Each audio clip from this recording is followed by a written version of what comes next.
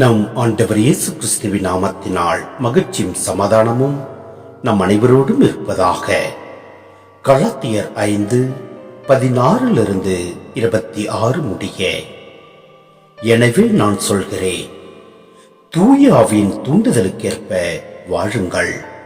அப்போது ஊனியல்பின் இச்சைகளை நிறைவேற்ற மாட்டீர்கள்.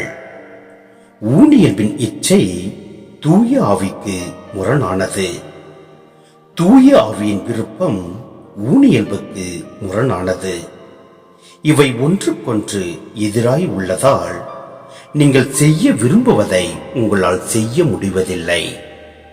நீங்கள் தூய ஆவியால் வழிநடத்தப்பட்டால் திருச்சட்டத்திற்கு உட்பட்டவர்களாய் இருக்க மாட்டீர்கள். ஊனியல்பின் செயல்கள் யாவருக்கும் தெளிவாய் தெரியும். அவை பரத்தமை, கெட்ட நடத்தை, காமவெறி, சிலை வழிபாடு, பில்லி சூனியம், பகமை, சண்டை சச்சரவு, பொறாமை, சீற்றம், கட்சி மனப்பான்மை, பிரிவினை, பிளவு, அழுக்காறு, குடிவெறி, களியாட்டம் முதலியவை ஆகும். இத்தகையவற்றில் ஈடுபடுவோர் இறையாட்சியை உரிமை பெறாக அடைவதில்லை என்று நான் ஏற்கனவே சொன்னேன். அதையே இப்போதும் மீண்டும் சொல்கிறேன்.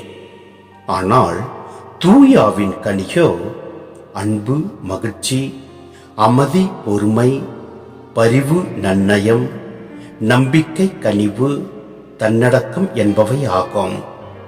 இவை உள்ள இடத்தில் திருச்சட்டத்திற்கு இடமில்லை.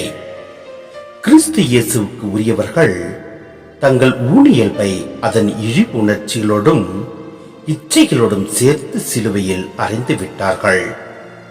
தூயாவின் துணையால் நாம் வாழ்கிறோம். எனவே அந்த ஆவி காட்டும் நெறியிலேயே நடக்க முயல்வோம். வீண் பெருமையை தேடாமலும், ஒருவருக்கொருவர் எரிச்சல் ஊட்டாமலும், ஒருவர் மீது ஒருவர் பொறாமைப்படாமலும் இருப்போமாக. சிந்தனை: புதிய படைப்பின் ஒரே சட்டம் அன்பின் வழியாய் செயலாற்றும் நம்பிக்கையே. இது சட்டம் தூண்டும் செயல்களுக்கு எதிரானது. நம்பிக்கை என்பது கடவுளை பற்றிய ஒரு சொந்த கருத்துறுதியோ, செயலற்ற ஒரு அமைதி நிலையோ அல்லது கிறிஸ்துவ கோட்பாடுகளில் ஒருவர் காணும் தெளிவோ அல்ல. இயேசு கிறிஸ்துவில் நாம் வைத்துள்ள நம்பிக்கை நம் செயல்களில் வெளிப்படும். அன்பினால் உறுதிப்படுகிறது, உணரப்படுகிறது. எனவே நாம் ஊனியல்பின் செயல்களுக்கேற்ப வாழாமல் தூயாவின் கனிகளை பெற்றவர்களாய் வாழ்வோம். எல்லாம் அல்ல இறைவன் நம்மை நிறைவாய் ஆசீர்வதிப்பார். ஆமென்.